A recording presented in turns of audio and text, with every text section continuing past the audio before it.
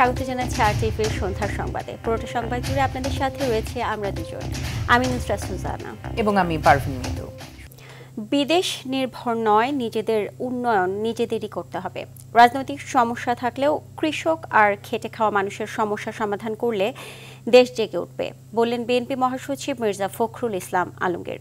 গণতন্ত্রের বিকল্প নেই এবং তা চাপিয়ে না দিয়ে চর্চার দ্বার খোলা রাখতে হবে বলেও মন্তব্য করেন তিনি। নর্থ সাউথ বিশ্ববিদ্যালয়ে এক আলোচনায় এসব কথা বলেন বিএনপি মহাসচিব। রিপোর্ট করছেন জাহিদ রহমান। রাজধানী নর্থ সাউথ বিশ্ববিদ্যালয়ে রাষ্ট্রদূত সিরাজুল ইসলামের অবদান নিয়ে এক আলোচনায় অংশ নেন বিএনপি মহাসচিব মির্জা ফখরুল ইসলাম আলমগীর। আগামীর বাংলাদেশ অনেক ভালো হবে বলে আশা মির্জা ফখরুলের। তিনি বলেন, গণ অভ্যুত্থানের এত রক্ত বৃথা যাবে না। সমস্যা আছে, সমস্যার সমাধান হবে। ইতিমধ্যে অনেক দূরে গিয়েছে। আমি প্রফেসর ইউনূস সাহেবকে ধন্যবাদ জানাতে চাই যে তিনি দায়িত্ব নিয়েছেন। আমার বিশ্বাসও আছে যে তিনি সফল হবেন। গণতন্ত্রের কোনো বিকল্প নেই এবং গণতন্ত্রকে চাপিয়ে দেওয়া যায় না। ইট ক্যানট বি ইম্পোজড। আপনি আমার উপরে চাপিয়ে দিলেন তা দেওয়া যাবে না। চর্চা করতে হবে, প্র্যাকটিস করতে হবে, সেই জায়গাগুলোকে খোলা রাখতে হবে। কৃষকরাই সবচেয়ে বেশি দেশপ্রেমিক এমন মন্তব্য করে দেশ গড়তে সবাইকে এগিয়ে আসার আহ্বান জানান বিএনপি মহাসচিব। কিন্তু যে মানুষগুলো ওই গ্রামে একেবারে রোদ্রে ঘামে ভিজে কষ্ট করে যে ফসলগুলো ফলাচ্ছে, কাজ করছে, যে শ্রমিকটি মহিলাটি মেয়েটি সেই আপনার সেই গার্মেন্টসের ফ্যাক্টরিতে গিয়ে মাত্র 15,000 টাকার বেতনে যে কাজ করছে, তাদের কথা আমরা খুব চিন্তা করি না। সেখানেই বোধহয় বাংলাদেশের সমস্ত ভবিষ্যৎটা লুকিয়ে আছে। সমস্যা থাকলে তা সমাধানে নিজ নিজ অবস্থান থেকে সহযোগিতা করার আহ্বান জানান মির্জা ফখরুল। দেশটা আমাদের, এর ভবিষ্যৎ আমাদেরকে নির্মাণ করতে হবে। ওই আমেরিকা থেকে এসে ট্রাম্পও তৈরি করে দেবে না, বা আপনার চীন থেকে শি এসেও এটা করে দেবে না, অথবা ভারত থেকে মোদিও আমাদের ধাক্কা দিয়ে কিছু করতে পারবে না। এই যে বিষয়গুলো, এটা আমাদের মধ্যে, আমাদের মনের মধ্যে, আমাদের অন্তরের মধ্যে গেঁথে নিতে হবে। বাংলাদেশের সব ভালো অর্জনের পিছনে তরুণদের অবদান রয়েছে বলে উল্লেখ করেন বিএনপি মহাসচিব। আজকে বাংলাদেশের যা কিছু ভালো অর্জন সব তাদের জন্য। জাহিদ রহমান, আরটিভি, ঢাকা। নির্বাচনের দাবিতে এখনই আন্দোলনের প্রয়োজন দেখছে না বিএনপি। জনগণের আশা পূরণ করতে অন্তর্বর্তী সরকার ডিসেম্বরের মধ্যেই নির্বাচন দেবে বলে আশা দলটির স্থায়ী কমিটির সদস্য নজরুল ইসলাম খানের। বিকেলে গুলশানের দলীয় চেয়ারপারসনের রাজনৈতিক কার্যালয়ে 12 দলীয় জোটের সাথে বিএনপির লিয়াজো কমিটির বৈঠক শেষে তিনি এমনটা বলেন। এ সময় 12 দলীয় জোটের পক্ষ থেকে প্রশাসনে থাকা ফ্যাসিস্টদের অপসারণ ও জুলাই আগস্ট গণহত্যার বিচার দাবি করা হয়।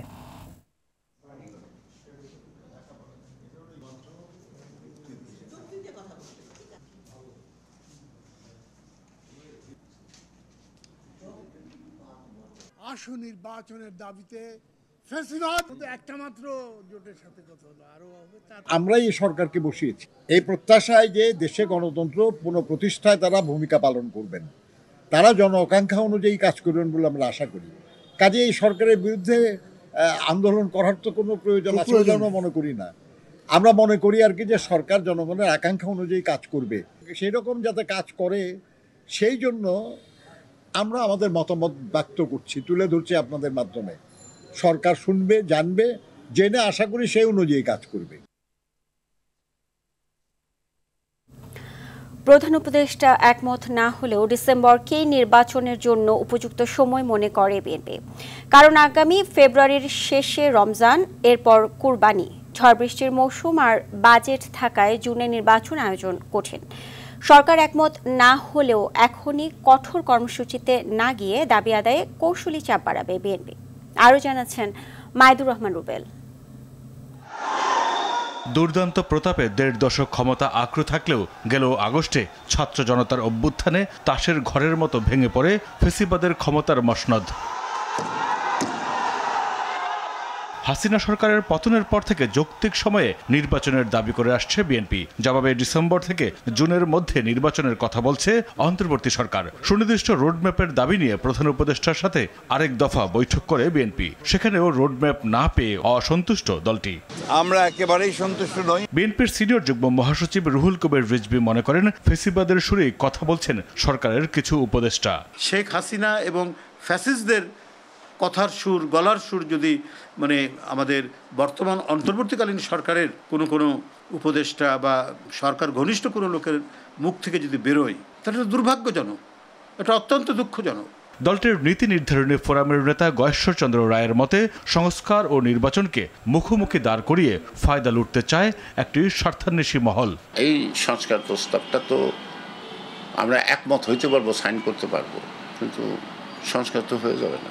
সংস্কারের মূল ফাউন্ডেশনটা হলো একটা নিরপেক্ষ নির্বাচন। এখানে গণতন্ত্র ভার্সেস সংস্কার এই শব্দটা কিন্তু প্রযোজ্য না, কারণ গণতন্ত্রের সাথে সংস্কারের ঝগড়া নাই। এই কঠিন কাজটা যদি ওনারা সহজভাবে করতে পারে তাহলে ইতিহাসের পাতায় তারা নাম লেখা থাকবে। এই নেতা বলেন, নির্বাচন নিয়ে গণ আন্দোলনের পক্ষের রাজনৈতিক দলগুলোর অবস্থানে ফাটল দেখা দিলে তা হবে দুর্ভাগ্যের। একমত পোষণ করছি, কোনো বিষয় বলছি, এটা আরো বিস্তারিত আলোচনার বিষয়, কিন্তু আমরা নাকচ করে দেব। আমিও তো রাজনীতির বাস্তবতা বুঝছি যে কোনটা আমি ক্যারি করতে পারবো, কোনটা আমি ক্যারি করতে পারবো না, তাই না? এই যে নির্বাচন কমিশনের যে সংস্কারটা, এটা কি নির্বাচন কমিশনের পক্ষে ক্যারি করা সম্ভব without the help of the political party? দেশের পরিস্থিতি বিবেচনায় অবান্তর চিন্তা থেকে সরে এসে নির্বাচনের আয়োজন করবে সরকার, এমনটাই প্রত্যাশা বিএনপির। মাইদুর রহমান রুবেল, আরটিভি, ঢাকা। জুলাই হত্যাকারীদের দৃশ্যমান বিচার এবং প্রয়োজনীয় সংস্কার ছাড়া কোনো নির্বাচন জনগণ মেনে নেবে না বলে মন্তব্য করেছেন জামায়াতের আমির ডাক্তার শফিকুর রহমান। সকালে লালমনিরহাটের কালেক্টরেট মাঠে এক জনসভায় তিনি মন্তব্য করেন। এ সময় তিনি বলেন, ফ্যাসিবাদীদের পতন হয়েছে, কিন্তু ফ্যাসিবাদরা বিদায় হয়নি।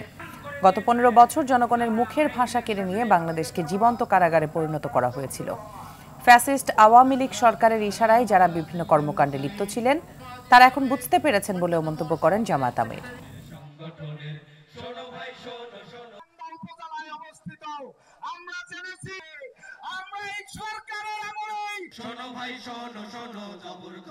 নির্বাচনের আগে অবশ্যই দুটি কাজ সম্পন্ন করতে হবে।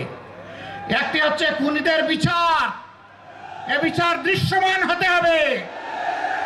আরেকটি হচ্ছে প্রয়োজনীয় সংস্কার। এই দুইটা ছাড়া বাংলাদেশের জনগণ কোনো নির্বাচন মেনে নেবে না। আমরা প্রধান উপদেষ্টাকে বিনয়ের সাথে বলবো, আমরা ইলেকশন চাই, আমরা সুষ্ঠু নির্বাচন চাই। আর আমরা চুরি চামারি, কালো টাকার পেশি শক্তির প্রভাবযুক্ত নির্বাচন দেখতে চাই না। গেল 9 মাসে বর্তমান সরকার দেশে দৃশ্যমান কোনো উন্নয়ন করতে পারেনি বলে মন্তব্য করেছেন এলডিপি চেয়ারম্যান ডক্টর কর্নেল অলি আহমেদ। দুপুরে রাজধানীর ইঞ্জিনিয়ার ইনস্টিটিউটে এলডিপিতে গণযোগদান কর্মসূচিতে প্রধান অতিথির বক্তব্যে কর্নেল অলি বলেন, বর্তমান সরকারের কথার সাথে কাজের কোনো মিল নেই। দেশে উন্নয়ন বন্ধ হয়ে আছে, বৈদেশিক বিনিয়োগ আসছে না। সরকার হাসিনার সহযোগী ব্যবসায়ীদের না ধরে সাধারণ ব্যবসায়ীদের হয়রানি করছে। সরকারের উচিত সাধারণ ব্যবসায়ীদের কথা শোনা ও তাদের সমস্যা সমাধানে কাজ করা। এ সময় সরকারকে দ্রুত সময়ের মধ্যে নির্বাচনের দিন তারিখ ঘোষণার আহ্বান জানান তিনি। বর্তমান সংবিধানের আলোকে জনগণের অধিকার প্রতিষ্ঠা সম্ভব নয় মন্তব্য করে মৌলিক সংস্কারের বিরোধিতা করলে জনগণ আবার রাস্তায় নামতে পারে বলে হুঁশিয়ারি দিলেন জাতীয় নাগরিক কমিটি এনসিপির আহ্বায়ক নাহিদ ইসলাম। জাতীয় ঐক্যমত্য কমিশনের সঙ্গে বৈঠকে শেষে এ কথা বললেন তিনি। আর ফ্যাসিবাদ, গুম খুনের পথ রোধ ও টেকসই গণতন্ত্রের জন্য সংস্কার জরুরি বলে উল্লেখ করেন ঐক্যমত্য কমিশনের সহ সভাপতি অধ্যাপক ডক্টর আলী রিয়াজ।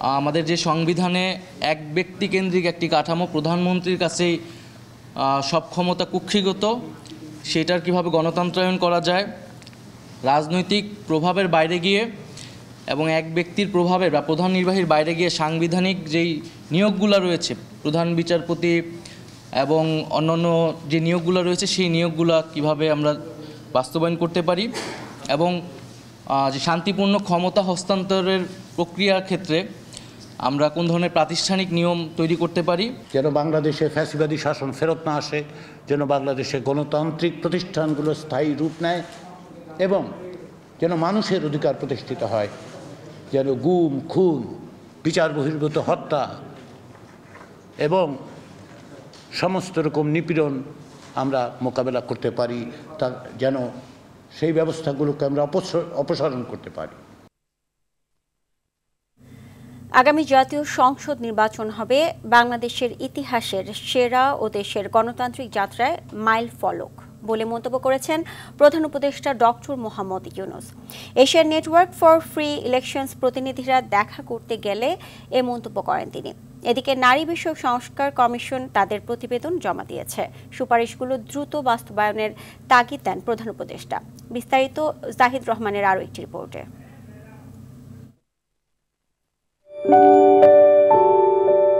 প্রধান উপদেষ্টা প্রফেসর ডক্টর মোহাম্মদ ইউনূসের সাথে যমুনায় তার বাসভবনে দেখা করেন এশিয়ান নেটওয়ার্ক ফর ফ্রি ইলেকশনসের একটি প্রতিনিধি দল। আলোচনা হয় আগামী নির্বাচনকে ঘিরে নাগরিক সমাজের সম্পৃক্ততা, নির্বাচনী স্বচ্ছতা ও অংশগ্রহণকারীদের সুযোগ সুবিধা নিয়ে। প্রধান উপদেষ্টা তাদেরকে আশ্বস্ত করে বলেন 2025 সালের ডিসেম্বর থেকে 2026 সালের জুনের মধ্যে একটি অবাধ ও সুষ্ঠু নির্বাচন আয়োজন করবে অন্তর্বর্তী সরকার, যা দেশের ইতিহাসে সেরা ও মাইলফলক হবে। এদিকে রাষ্ট্রীয় অতিথি ভবন যমুনায় নারী বিষয়ক সংস্কার কমিশনের প্রতিবেদন জমা দেন কমিশনের প্রধান শিরিন হকের নেতৃত্বে প্রতিনিধি দল। 3 ভাগে 15টি সংস্কার প্রস্তাব করেছে কমিশন। বিভিন্ন প্রতিষ্ঠানের কি করণীয় এবং তারা কি করতে পারে বা করতে পারে না সেটা নিয়ে আমাদের অনেকগুলো সংস্কার প্রস্তাব আমরা এনেছি। নারীর প্রতি বৈষম্য দূর করতে নারী বিষয়ক সংস্কার কমিশনের বাস্তবায়নযোগ্য সুপারিশগুলো দ্রুত বাস্তবায়নের তাগিদ দেন প্রধান উপদেষ্টা প্রফেসর মোহাম্মদ ইউনূস। শুরু হয়েছে বৈষম্য বিরোধী আন্দোলন দিয়ে, সুতরাং আমাদের কাছে ওইটাই প্রথম প্রিন্সিপাল। জাহিদ রহমান, আরটিভি, ঢাকা।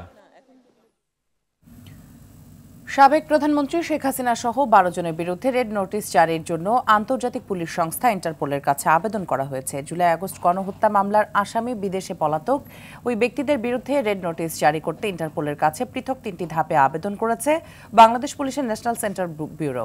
শেখ হাসিনা ছাড়াও আওয়ামী লীগের সাধারণ সম্পাদক এবং সাবেক সড়ক পরিবহন ও সেতুমন্ত্রী ওবায়দুল কাদের, সাবেক স্বরাষ্ট্রমন্ত্রী আসাদুজ্জামান খান, সাবেক মুক্তিযুদ্ধ বিষয়ক মন্ত্রী আকম মোজাম্মেল হক, সাবেক পররাষ্ট্রমন্ত্রী হাসান মাহমুদ, সাবেক বস্ত্র পাটমন্ত্রী জাহাঙ্গীর কবির নানক সহ 12 জনের বিরুদ্ধে রেড নোটিশ জারির আবেদন করা হয়েছে। আওয়ামী লীগ ভবিষ্যতে যেন মিছিল আর না করতে পারে সে ব্যাপারে আইনশৃঙ্খলা বাহিনীকে নির্দেশনা দেওয়া হয়েছে বলে জানিয়েছেন স্বরাষ্ট্র উপদেষ্টা জাহাঙ্গীর আলম চৌধুরী। সকালে রাজধানীর বিমানবন্দর থানা পরিদর্শন শেষে তিনি একথা বলেন। জাহাঙ্গীর আলম বলেন, পুলিশ কর্মকর্তাদের নির্দেশনা দেওয়া হয়েছে, যদি পুলিশ এটা ভালোভাবে নিয়ন্ত্রণ করতে না পারে তাহলে তাদের বিরুদ্ধে ব্যবস্থা নেওয়া হবে।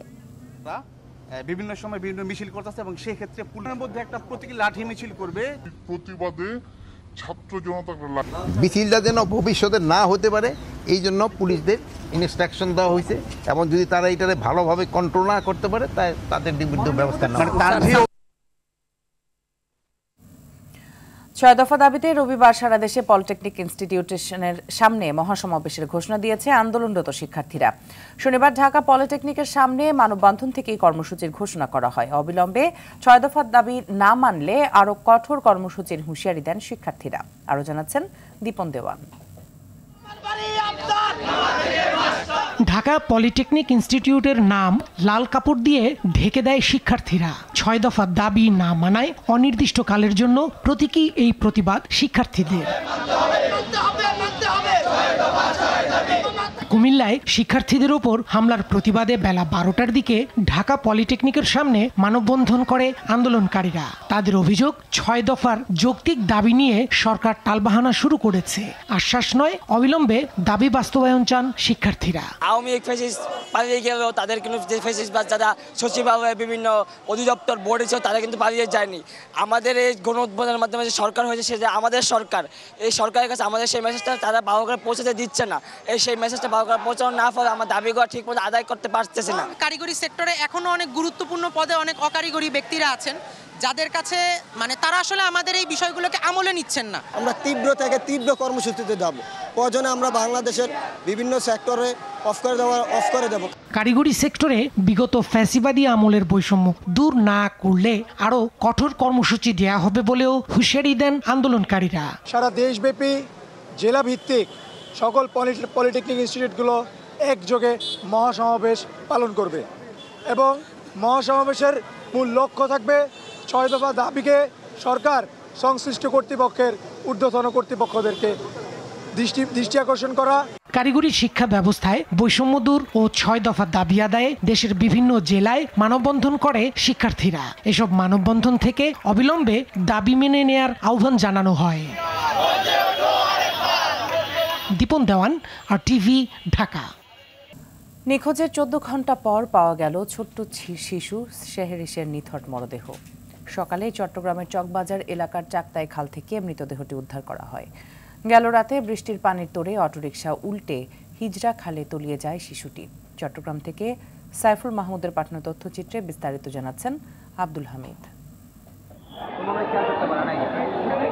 এক হৃদয় বিদারক ঘটনার সাক্ষী হলো চট্টগ্রামবাসী। গতরাত 8:30টার দিকে 6 মাস বয়সী সেহরিশকে নিয়ে এক আত্মীয়র বাসায় যাচ্ছিলেন তার মা ও দাদি। এ সময় নগরীর কাপাসগুলা ব্রিজের কাছে আসলে ভারী বৃষ্টির কারণে তাদের বহনকারী অটোরিকশাটি উল্টে হিজরা খালে পড়ে যায়। স্রোতের তোড়ে মায়ের হাতছাড়া হয়ে পানির অতল গভীরে তলিয়ে যায় শিশু সেহরিশ।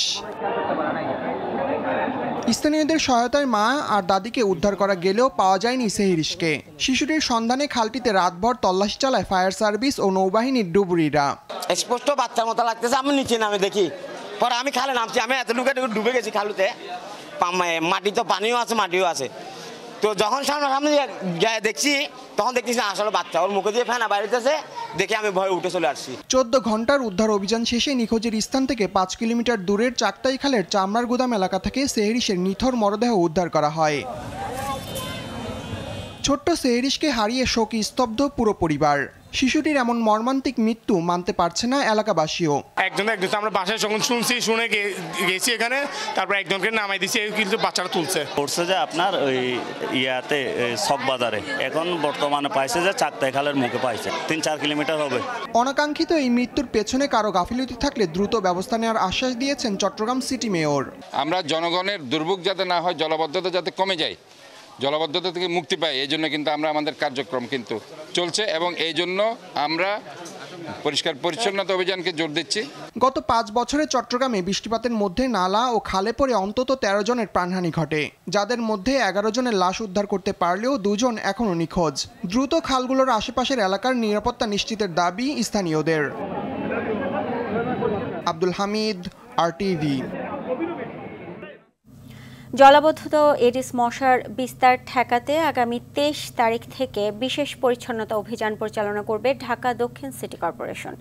সকালে যাত্রাবাড়ি এলাকায় রোডস অ্যান্ড হাইওয়ের অধীনে থাকা সড়কে পরিচ্ছন্নতার কার্যক্রম পরিদর্শন শেষে একথা জানান DHCCর প্রশাসক শাহজাহান মিয়া।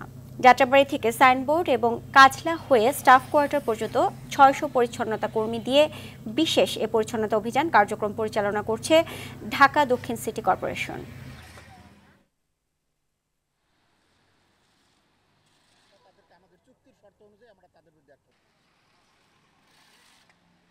আমরা পর্যায়ক্রমে প্রত্যেক জোনে আমরা এরকম বিশেষ অভিযান করব। বিশেষ করে এই যে ডেঙ্গু মশার প্রকোপ শুরু হওয়ার আগেই পরিষ্কার পরিচ্ছন্নতার পরপরই আমরা সেখানে লার্ভিসাইড, অ্যাডাল্টিসাইড এবং ফগিং মেশিন দিয়ে আমরা মশার ঔষধ বিতরণ করব এবং আগামী শুক্রবারে ইনশাল্লাহ আমরা ধানমন্ডিতে এই কার্যক্রম ধানমন্ডি থেকে আমরা শুরু করব।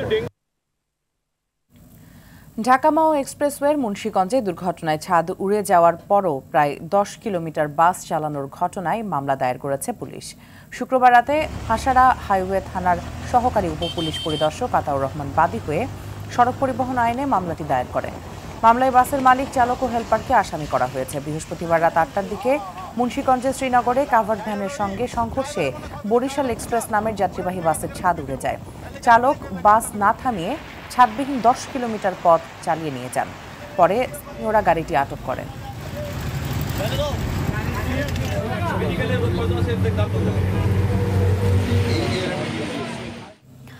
আবার আগুন ঝরছে নিত্য পণ্যের বাজারে। ঈদের পর প্রতিটি পণ্যের দাম বেড়েছে। চালের মৌসুম শুরু হলেও বেড়েছে দামও। গেল 2 মাসে প্রকার ভেদে বিভিন্ন চালে বেড়েছে 15 থেকে 20 টাকা। বিক্রেতারা বলছেন প্রান্তিক পর্যায়ে মনিটরিং না থাকায় লাফিয়ে লাফিয়ে বাড়ছে চালের দাম। এদিকে লিটারে 14 টাকা বেড়ে সয়াবিন তেল বিক্রি হলেও বাজারে রয়েছে সংকট। অন্যদিকে সবজির বাজারের আগুনে নাজেহাল অবস্থা সাধারণ মানুষের। আরও জানাচ্ছেন বিপুল দেবরায়। রমজান পরবর্তী সময়ে অধিকাংশ ভোগ্যপণ্যের দাম কমার কথা থাকলেও বর্তমান বাজারে উল্টো চিত্র দেখা যায়। রাজধানীর কাউরান বাজারে বেড়েছে অধিকাংশ নিত্যপণ্যের দাম। প্রতিটি পণ্যে যতটা না দাম কমেছে তার চেয়ে বেড়েছে কয়েক গুণ বেশি। চালের বাজারও ঝরছে আগুন। গত এক সপ্তাহের ব্যবধানে 28 মিনিকেট, নাজিরশাহ সহ প্রতিটি চাল কেজিতে আবারও দাম বেড়েছে বলে জানান বিক্রেতারা। গত 1-2 মাস আগে তুলনা করলে আগে ছিল 72 থেকে 74, ওইখান থেকে 1 লাফে চলে গেছে এই পর্যন্ত 88-90, এখনো কমে নেই। কৃত্রিম সংকট করে চালের দামটা এরকম বাড়ছে, আর এরকম চাউলের দাম কোনো সময় বাড়ে না। আপনার এই বর্তমান অন্তর্বর্তী সরকার আসার পর থেকে প্রতি কেজি মিনিকেট চাউল আপনার 15 হইতে 20 টাকা বাড়ছে। রমজানে সবজির দাম কম থাকলেও এখন বেগুন, করলা, পটল, বরবটি, শসা সহ বিভিন্ন প্রকার সবজি বিক্রি হচ্ছে 80 থেকে 100 টাকা দরে। এছাড়া 20 টাকার টমেটো বিক্রি হচ্ছে 40 টাকা, পেঁপে বিক্রি হচ্ছে 60 টাকা করে। করলা আছে 50-60 টাকা কেজি, পটল আছে 70-80, কারকল আছে 140-130, শসা 80 টাকা কেজি, ভেন্ডি 60 টাকা কেজি, বরবটি আছে 100 টাকা কেজি, পেঁপে আছে 50 টাকা 60 টাকা, গাজর আছে 40-50, লতি আছে 80, আমের কেজি আছে 60 টাকা 50 টাকা কেজি। ক্রেতারা বলছেন আয়ের চেয়ে ব্যয় বাড়ায় হিমশিম খাচ্ছেন তারা। সাধারণ মানুষ তো এখন হয়তো কমাই চলে যাবে কিছুদিন পরে। সব জিনিসের দাম বাড়তি, কোনটা তো কমতি নাই। বাজার মনিটরিং জোরদারের পাশাপাশি অসাধু ব্যবসায়ীদের বিরুদ্ধে ব্যবস্থা নেয়ার আহ্বান জানান সংশ্লিষ্টরা। বিপুল দেবরাই, RTV, ঢাকা। ইন্টারনেট যাতে বন্ধ না হয় সেই ব্যবস্থা করা হবে বলে জানিয়েছেন প্রধান উপদেষ্টার বিশেষ সহকারী ফয়েজ আহমেদ তৈয়ব। বাংলাদেশে ইন্টারনেট সেবা বিশ্বের যে কোনো দেশের চেয়ে নিকৃষ্ট উল্লেখ করে তিনি বলেন, সেবার মান বাড়িয়ে দামও কমাতে হবে। রাজধানীর আগারগাঁও BTRC অডিটোরিয়ামে ইন্টারনেট সেবা সমস্যা, সম্ভাবনা ও করণীয় বিষয়ক গোলটেবিল বৈঠকে একথা বলেন তিনি। এ সময় ISPAB সভাপতি ইমদাদুল হক জানান, এখন থেকে ব্রডব্যান্ডে 500 টাকার ইন্টারনেট প্যাকেজে 10 MBPS গতির সেবা দেওয়া হবে, যা আগে ছিল 5 MBPS। BTRC চেয়ারম্যান জানান, ক্ষুদ্র ব্যবসায়ীদের জন্য লাইসেন্সের পরিবর্তে রেজিস্ট্রেশন সুবিধা দেওয়া হবে। ইন্টারনেট বন্ধের কোনো ক্লজ যেন না থাকে। দ্বিতীয় কারণ হচ্ছে বেসামরিক প্রশাসনে চাকরি করা ফ্যাসিবাদের দোসরদের অপসারণ ও আইনের আওতায় আনতে সরকারকে আহ্বান জানিয়েছেন বৈষম্য বিরোধী কর্মচারী ঐক্য ফোরামের সভাপতি ও সাবেক সচিব ABM আব্দুস সাত্তার। তিনি বলেন, ফ্যাসিবাদের দোসরদের সব চুক্তিভিত্তিক নিয়োগ বাতিল করে বৈষম্যের শিকার সব ক্যাডার ও নন ক্যাডার কর্মকর্তা কর্মচারীকে মন্ত্রণালয়, বিভাগ ও সংস্থার গুরুত্বপূর্ণ পদে পদায়ন করতে হবে। শনিবার জাতীয় প্রেস ক্লাবে আয়োজিত এক সংবাদ সম্মেলনে তিনি এসব কথা বলেন। অভ্যুত্থানে ফ্যাসিস্ট শেখ হাসিনা পালিয়ে গেলেও তার অনুগতরা এখনো নিয়ন্ত্রণ করছে দেশের আর্থিক খাত। যারা দেশে চোরতন্ত্র বা লুটপাটতন্ত্র কায়েমে সহায়তা করেছিল, তারাই প্রশাসন সহ আর্থিক প্রতিষ্ঠানের শীর্ষ পদে এখনো বহাল আছেন। ইতিমধ্যে স্বৈরাচারের দোসর যেসব কর্মকর্তাকে সচিব পদমর্যাদায় বা সংস্থা প্রধান বা অন্য কোনো গুরুত্বপূর্ণ পদে পদায়ন করা হলে তা অবিলম্বে বাতিল করতে হবে। গ্লোবাল স্মার্টফোন ব্র্যান্ড ভিভো দেশের বাজারে লঞ্চ করল মিড রেঞ্জের জনপ্রিয় model Vivo V50 lite. High gloss metal frame, সরু বেজেল ও 2.5D পোল্যান্ড স্ক্রিনযুক্ত পাওয়া যাবে দুটি ভিন্ন রঙে। মাত্র 7.79 মিমি আলট্রা স্লিম ডিজাইনের ফোনটিতে রয়েছে শক্তিশালী 6500 মিলিঅ্যাম্পার ব্লু ভোল্টের ব্যাটারি, যা 90 ওয়াটের ফ্ল্যাশ চার্জ সাপোর্টেড। ওয়াটার ও ডাস্ট রেজিস্ট্যান্স সমৃদ্ধ স্মার্টফোনটিতে রয়েছে 50 megapixel Sony IMX 8/2 camera. 128-256 GB রম ভার্সনের স্মার্টফোনটির প্রি বুকিং চলছে। গাজা রক্ষায় মুসলিম বিশ্ব, আন্তর্জাতিক সম্প্রদায় ও জাতিসংঘের ঐক্যবদ্ধ প্রচেষ্টা প্রয়োজন বলে মন্তব্য করেছেন আন্তর্জাতিক সম্পর্ক বিশ্লেষক ও সাবেক রাষ্ট্রদূত M হুমায়ুন কবির। বলেন, শুধু মুসলিম ঐক্য যথেষ্ট নয়, জাতিসংঘকে বাদ দিয়ে সমাধান সম্ভব না। গাজা রক্ষায় মুসলিম বিশ্বের ঐক্যবদ্ধ প্রচেষ্টা নিয়ে ডিবেট ফর ডেমোক্রেসি আয়োজিত ছায়া সংসদে তিনি এসব কথা বলেন। ডিবেট ফর ডেমোক্রেসির চেয়ারম্যান হাসান আহমেদ চৌধুরী গাজার ভয়াবহতা তুলে ধরে বলেন, মুসলিম বিশ্বের কাছে রক্তের চেয়ে তেলের মূল্য বেশি। এ সময় মুসলিম বিশ্বকে ঐক্যবদ্ধ হওয়ার আহ্বান জানান তিনি। ডিবেট শেষে গাজাবাসীর স্মরণে 30 সেকেন্ড নীরবতা পালন করা হয়। পরমাণু কর্মসূচি নিয়ে দ্বিতীয় দফায় আলোচনায় বসতে যাচ্ছে ইরান ও যুক্তরাষ্ট্র। ইরানের রাষ্ট্রীয় সংবাদ মাধ্যম জানায় শনিবার ইতালির রোমে অনুষ্ঠিত হবে এই বৈঠক। ওমানের মধ্যস্থতায় পরোক্ষভাবে এই আলোচনায় অংশ নেবেন ইরানের পররাষ্ট্রমন্ত্রী আব্বাস আরাকচি এবং ট্রাম্পের মধ্যপ্রাচ্য বিষয়ক দূত স্টিভ উইটকফ। ইতোমধ্যেই ইতালির রোমে পৌঁছেছেন ইরানের পররাষ্ট্রমন্ত্রী আব্বাস আরাকচি। এক সপ্তাহ আগে মাস্কাটে অনুষ্ঠিত প্রথম দফার আলোচনাকে উভয় পক্ষই গঠনমূলক বলে উল্লেখ করেছে। ওয়াশিংটনের চাওয়া ইরান যেন উচ্চ মাত্রা সমৃদ্ধ ইউরেনিয়াম উৎপাদন বন্ধ করে। এদিকে তেহরান বরাবরই দাবি করে আসছে তাদের পারমাণবিক কর্মসূচি শান্তিপূর্ণ।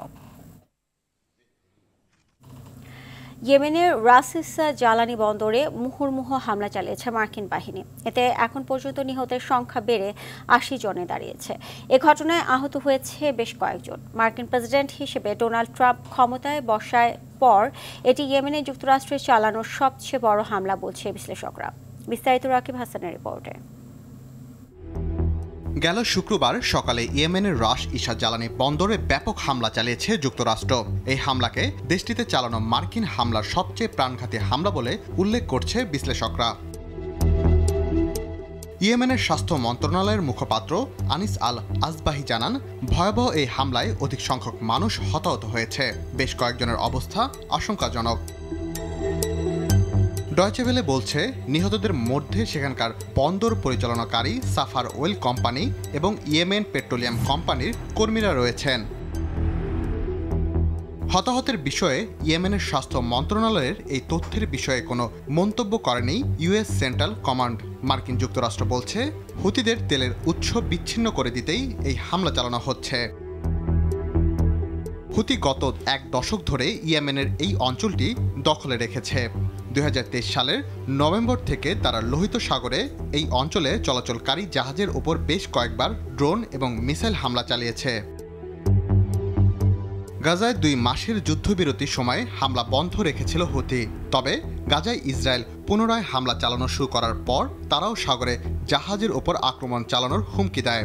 এসব হামলার জবাবে মার্কিন বাহিনী ইয়েমেনে আক্রমণ শুরু করেছে। রাকিব হাসান, RTV। গাজা উপত্যকার বিভিন্ন প্রান্তে গেল 48 ঘণ্টায় ইসরায়েলি হামলায় নিহত হয়েছে কমপক্ষে 92 জন। আহত হয়েছে প্রায় 2 শতাধিক ফিলিস্তিনি। গাজায় এখনই খাদ্য সহায়তা প্রবেশ না করলে 1000-এর বেশি মানুষ না খেতে পেয়ে প্রাণ হারাবে বলে আশঙ্কা করছে জাতিসংঘের খাদ্য কর্মসূচি। এদিকে গাজায় যুদ্ধ বন্ধে আর কোনো অন্তর্বর্তী চুক্তি মেনে নেওয়া হবে না বলে জানিয়েছে হামাস। স্বাধীনতাকামী গোষ্ঠীটির অন্যতম নেতা খলিল আল হায়া শনিবার আল জাজিরাকে জানায়, ইসরায়েলের কারাগারে থাকা সকল বন্দীর মুক্তির বিনিময়ে তাদের কাছে থাকা জিম্মিদের মুক্তি দিতে আগ্রহী হামাস। যে চলতি বছরের জানুয়ারিতে হামাস ও ইসরায়েলের একটি যুদ্ধবিরতিতে পৌঁছালেও 18 মার্চ চুক্তি লঙ্ঘন করে একের পর এক হামলা চালাচ্ছে ইসরায়েল। কাল থেকে সিলেটের সবুজ গালিচায় জমে উঠছে বাংলাদেশ ও জিম্বাবুয়ের মধ্যকার টেস্ট। সিলেট আন্তর্জাতিক ক্রিকেট স্টেডিয়ামে ম্যাচ শুরু সকাল 10টায়। এই ম্যাচ নিয়ে প্রত্যাশার বার্তা দিলেন টাইগার অধিনায়ক নাজমুল হোসেন শান্ত। এদিকে বাংলাদেশের বিপক্ষে ভালো দারুণ কিছু করার ব্যাপারে আশাবাদী ক্রেগ এরভিনরা। সিলেট থেকে নাজমুল সাকিবের রিপোর্ট। 2 অধিনায়কের হাস্যোজ্জ্বল ফটো সেশন, সাথে 2 ম্যাচ সিরিজের ট্রফি উন্মোচন। লক্ষ্যটা সিরিজ নিজেদের করা। তবে শিরোপার সাথে লাল বলের ক্রিকেটে নতুন কিছু করে দেখাতে চান অধিনায়ক শান্ত। টেস্টে পথ চলার 2 যুগের বেশি সময় কাটলেও ব্যর্থতায় সঙ্গী বাংলাদেশের।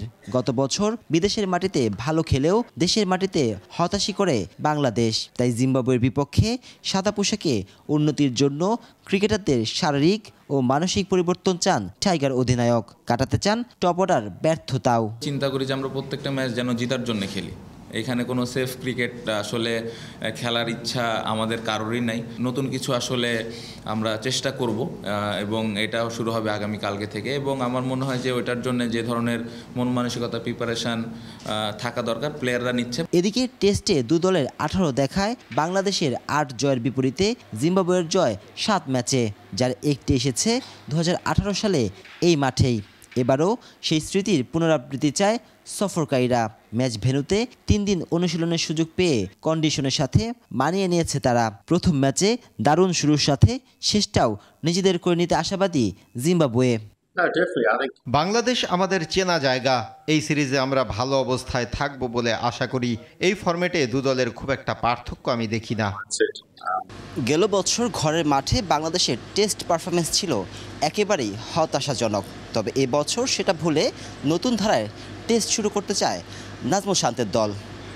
নাজমুল সাকিব, RTV, সিলেট আন্তর্জাতিক ক্রিকেট স্টেডিয়াম। জুলাই আন্দোলনে ছাত্র জনতাকে গুলি করতে শুটিং ফেডারেশনের অস্ত্র ব্যবহার করা হয়েছে বলে দাবি করেছেন যুব ও ক্রীড়া উপদেষ্টা আসিফ মাহমুদ সজীব ভুঁইয়া। বিকেলে পল্টনে স্বাধীনতা কাপ হ্যান্ডবলের উদ্বোধন শেষে একথা বলেন তিনি। ফেডারেশনের দায়িত্বশীলরাই এর সাথে জড়িত ছিল বলেও এ সময় দাবি করেন তিনি। আরও জানাচ্ছেন আতিকুল ইসলাম শাকিল।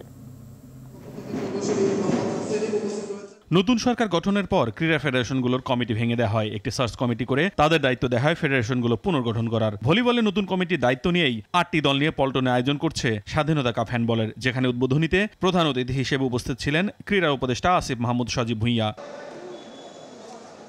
বেশিরভাগ ফেডারেশনের কমিটি গঠিত হলেও এখনো বেশ কয়েকটি ফেডারেশনের কমিটি দেওয়া হয়নি। স্বচ্ছতা নিশ্চিতে যোগ্য মানুষকে বসাতেই কিছুটা সময় লাগছে বলে এই সময় মন্তব্য করেন আসিফ মাহমুদ। তো দ্রুত সময়ের মধ্যে পারা যায় ফেডারেশনগুলোকে পুনর্গঠন করা, তবে অবশ্যই সেক্ষেত্রে সতর্কতাটা জরুরি। আপনারা জানেন যে বিগত সময়ে বিভিন্ন রাজনৈতিক ব্যক্তিবৃন্দ ফেডারেশনগুলোতে ছিলেন।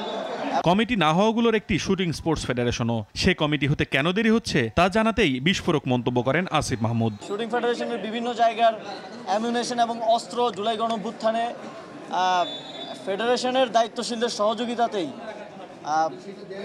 এই মানুষের উপর গুলি করার ক্ষেত্রে ব্যবহৃত হয়েছে। ক্রীড়াঙ্গনে গতি ফেরাতে মূলত ফেডারেশনের পাশাপাশি জেলা উপজেলা পর্যায়েও খেলোয়াড় সংশ্লিষ্টদেরই অগ্রাধিকার দেওয়া হচ্ছে বলেও এ সময় জানান উপদেষ্টা। আতিকুল ইসলাম শাকিল, RTV, ঢাকা। সন্ধ্যার সংবাদ এ পর্যন্তই। রাতের সংবাদ 11:15টায় দেখার আমন্ত্রণ রইল। ধন্যবাদ সবাইকে। সবাইকে ধন্যবাদ।